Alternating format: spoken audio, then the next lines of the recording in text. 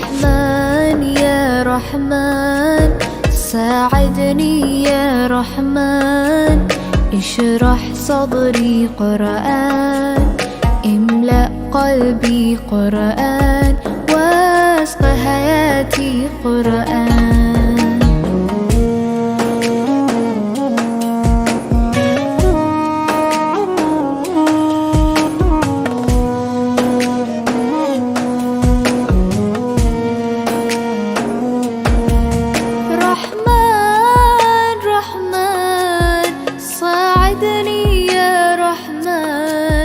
اشرح صدري قرآن املأ قلبي قرآن واسق حياتي قرآن لله لله يحفو أملي لله ولحفظ كتاب الله من أول بسم الله. Pourquoi on vit tout seul? Pourquoi on prétend vivre tout seul? Pourquoi on prétend gérer notre vie tout seul?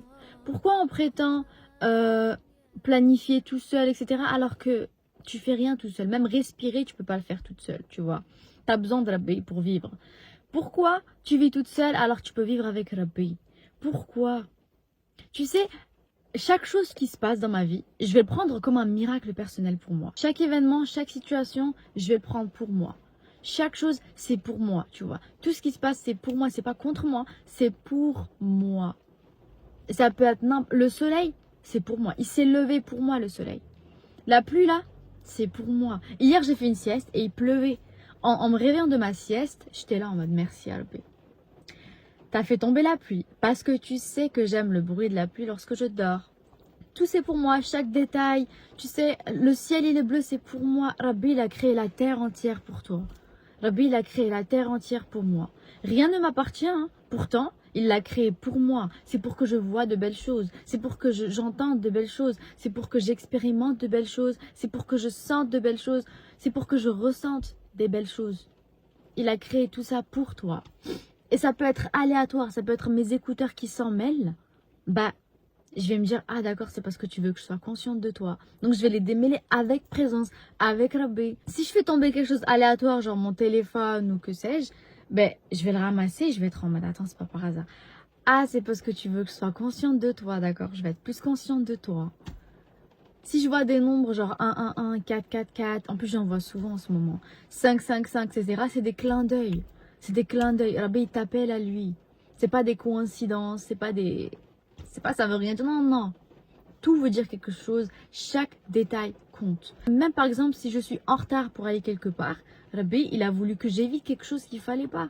Mon PC, il bug, c'est parce que Rabbi veut m'accorder un nouveau PC. En fait, il faut que tu comprennes une chose, c'est que tu es dans un film et tu es le personnage principal. J'espère qu'on m'entend. J'espère qu'avec la pluie, on m'entend. Tu es le personnage principal dans ton film. Donc ça veut dire que tout ce qui se passe, c'est pour toi. Tout ce que tu expérimentes, c'est en lien avec toi, c'est par rapport à toi. Et c'est exactement ça la taqwa. La taqwa, ça n'a rien à voir avec le fait d'avoir peur ou d'être angoissé ou je ne sais quoi. Non, la taqwa, c'est être consciente de la présence de Rabbi encore et encore et encore. Parce que évidemment on oublie, parce qu'on est des humains, c'est normal. On va oublier, on va être distrait, tout ce que tu veux. Mais le but, c'est de revenir encore. C'est de se rappeler encore. C'est d'être attentif encore. Il veut pas qu'on soit distrait. Et même dernièrement, je voulais travailler dans une boutique. Et vous savez qu'en France, dans les plus grandes anciennes, on ne peut pas travailler avec le voile. Dans cette boutique, il n'y a jamais eu de femme voilée qui travaille avec le voile. Mais je me suis dit, mais attends, Yarbi, en fait, je suis l'exception. Je suis l'exception, en fait. Toi, tu es capable de tout. Travailler dans une boutique, c'est rien du tout pour toi. Donc, je vais y aller. Je vais être moi-même. Je suis même pas désespérée. J'ai juste envie d'expérimenter qu'est-ce que ça fait de travailler. Et je suis allée. Et effectivement, j'ai été l'exception. J'ai été la première femme voilée à travailler dans cette boutique. C'est pour vous dire, en fait, n'ayez pas peur. N'ayez pas peur. C'est pour vous dire, en fait, il faut pas avoir peur. Et il faut pas vous bloquer. Rien ne peut vous arrêter et rien peut vous stopper lorsque vous savez avec qui vous êtes. Lorsque tu sais avec qui tu marches. Parce que tu sais avec qui t'agis. T'agis avec Rabbi. C'est le plus capable de tout. Donc tout ce qui t'arrive, prends-le pour toi. Il faut toujours que tu présumes le meilleur de Rabbi. C'est pas de la fake positivity. Je suis pas en train d'essayer de te remonter le moral superficiellement. Je suis pas en train d'essayer de te donner de l'espoir. Il n'y a pas d'espoir ici. Il n'y a que de la certitude. Je suis en train de te dire ce qui est vrai.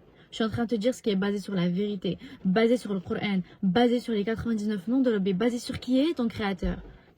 Parce qu'en fait, si tout ce qui se passe, ça fait partie du plan de Rabbi, ce qui est le cas, ça veut dire que c'est le meilleur plan, parce que Rabbi, c'est le meilleur des planificateurs.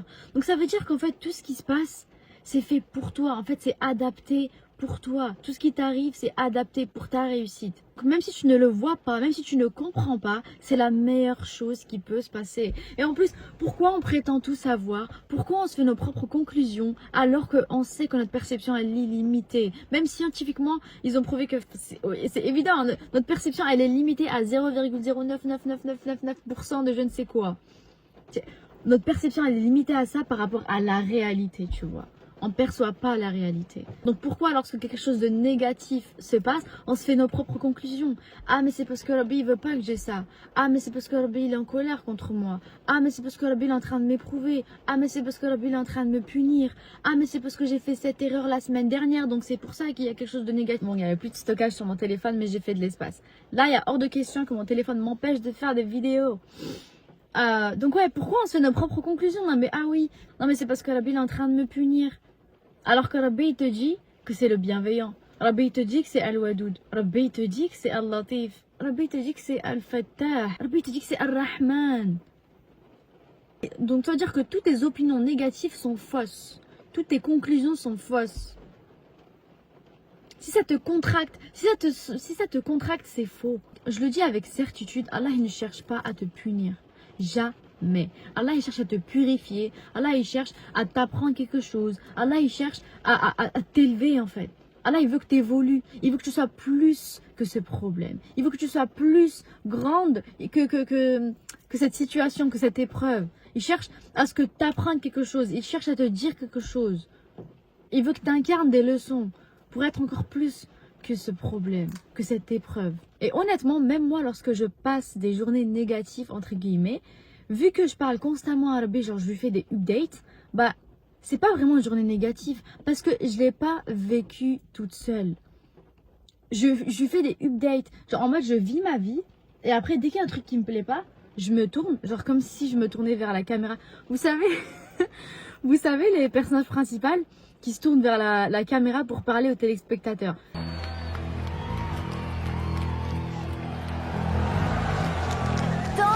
Temps mort.